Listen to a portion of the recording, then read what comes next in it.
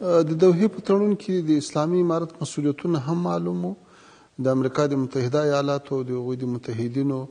مسؤلیتونه هم معلوم وو. د اسلامي امارت مسؤلیت دا و چې 14 میاشتې کې به بهرني ځواکونه چې وځي هغوی ته به د وتلو لار ورکوي او په هغو باندې به حملې نه کوي.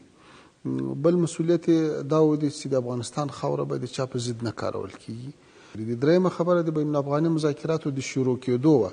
هغه هم شروع سو، دوام یې وکړو، خو متاسفانه چې مقابل لوري کې د مذاکراتو په میز باندې یو متحد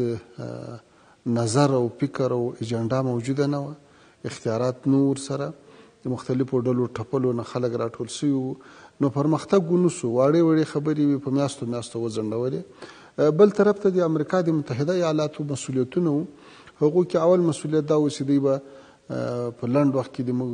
50,000 بندیان راخلاصوي په 3 میاشتې کې، ولې هغه خلاصون د بندیانو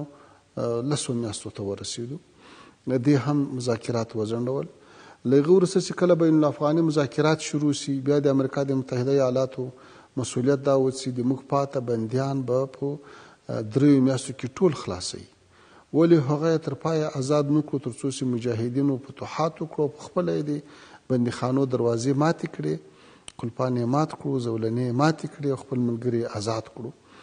او درېیم مسؤلیت د امریکا د متحده ایالاتو هغه دا و چې د اسلامي امارت د اعضاو نومونه به له تور لیست نه باسي، هغه که د ملل متحد د امنیت شورا په چوکاټ کې او که د امریکا د جایزې په لیستونو کې دي. متاسفانه تر اوسه پورې هغه لیستونه هم نه دي ختم کړي، هغه نومونه یې له تورو لیستونو نه دي ایستلي. او وروستۍ خبره دا وه چې د دوی مسؤلیت دا و چې د افغانستان په امورو کې به هیڅ نوه مداخله بیا نه کوي، خو موږ تاسې وینو چې مداخله یې اوس هم روانه ده، د افغانستان په فضا کې اوس هم وخت ناوخته د دوی تیاري لیدل کېږي. موږ وایو چې د دوحې تړون مشکلاتو د حل لپاره یو ښه چوکاټ ده او اسلامي امارت په هغه برخه کې خپل مسؤلیتونه ادا کړي دي.